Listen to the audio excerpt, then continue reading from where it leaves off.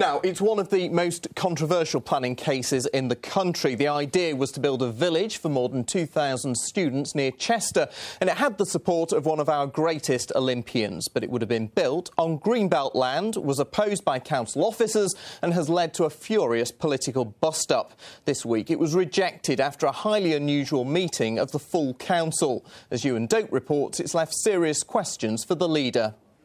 Around 200 people braved a wet night to hear the debate on one of the city's most controversial developments. It lasted for more than 3 hours and, by 51 votes to 1, the plans were rejected.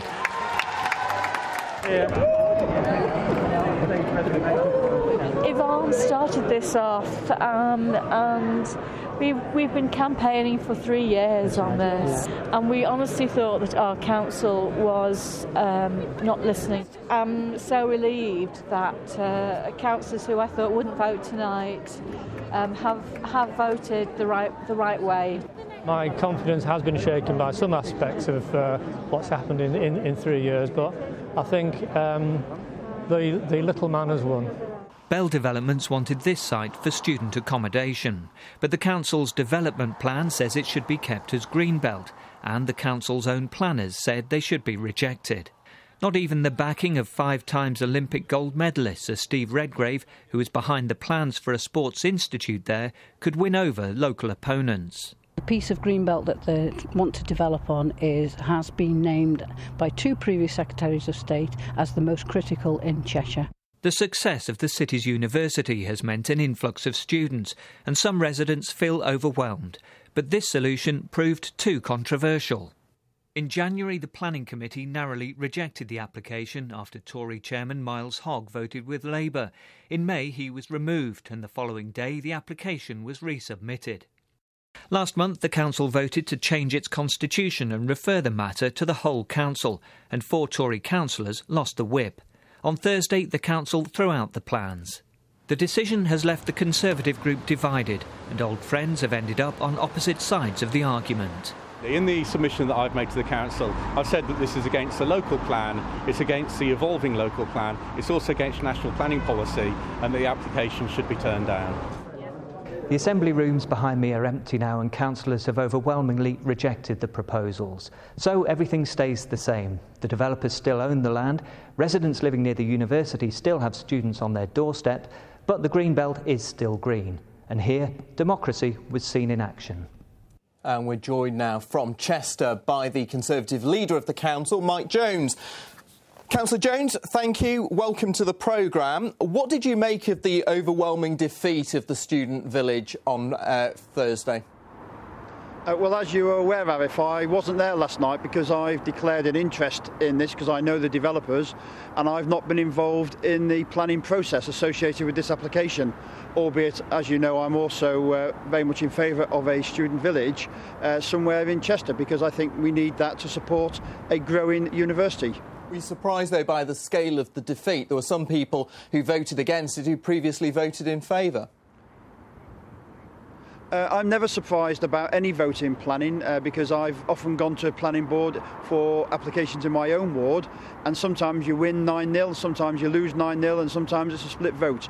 I think our members from both parties go to a planning board with their responsibilities very seriously on their mind, and they take a view based on the evidence presented to them at that time. Now, Councillor Jones, you mentioned that you have links to the property developers, something that you've always properly declared, of course. We can see a photograph of you here with Mike Bell, who's one of those property developers in question. Now, do you accept that because of that, you have a particular obligation not to influence the vote, either directly or indirectly? Well, that's correct in terms of directly, in terms of the council processes. But, you know, we all have a right to express our own views, and my views are that I believe a student village type arrangement in this city is essential, or we're going to lose land that's designated, brownfield land designated for housing, is going to be used for student accommodation. and that could put pressure on the Green Belt for additional housing if we're going to meet our housing needs as identified in the local plan. I want to look at the way that you've handled this specific issue yourself, and the first question relates to the chairman of strategic planning. Miles Hogg was highly experienced, he was seen as being independent on this, and you removed him as head of the strategic planning committee. Not just removed him with anybody, but replaced him with somebody who has admitted to having previous business links with the Bell brothers. Well, if we come to Councillor Hogg, he was asked if he'd be the chairman of our pension fund, which is 70,000 members and a £3.5 billion fund. The government is proposing major changes in the pension systems for local government, and I felt I needed Miles Hogg, who's one of 3 people in the group who has the competence to do that. Within our group, each person only has one chairmanship unless there are exceptional circumstances, and having served 4 years on planning, it was an opportunity to refresh the planning board. But you replaced him with somebody, Howard Greenwood, who's had previous links to the Bell brothers. That's the point. Well, he's had one conversation, and that's not, I would regard as anything substantial. And I would also add that coming off the committee at the same time was a person who voted in favour of the application, and 2 people who came onto the committee. Actually, I don't know how they were going to vote, and as you found out last night, they voted against it. So, I don't think there is an issue with moving people around, and at the time there was no application in. I understood that the Bell brothers were going to appeal, but Mr. Greenwood, they changed their mind on that. Mr. Greenwood had previously voted in favour of it, although I accept he voted against it last night. Do you regret the fact that you suspended 4 councillors within your own group from the group because they voted for it to go to full council? No, that wasn't the reason why they were suspended. They were suspended because they did something without talking to the group. They behaved in a fairly unilateral way, and the group were actually very upset about this, and the group took a vote. I don't suspend members from the group, I just actually carry out the action, but that was agreed by the group, and it will be the group that agrees to let them back at some time in the future, and they can choose not to as well. So it's a group decision, not my decision. Councillor Jones, why did you forward emails from supporters of the student village to members of your group before last night's vote? Because I forwarded it to both the planning officers and members of my group, and I do that with all planning applications associated or other messages as well. You don't feel that that was indirectly supporting this particular scheme? No, absolutely not. I think if emails have been sent, it's important that members on the planning board actually have the full information so they can make their minds up based on the information presented. So if I remember rightly, the covering note was one for your information.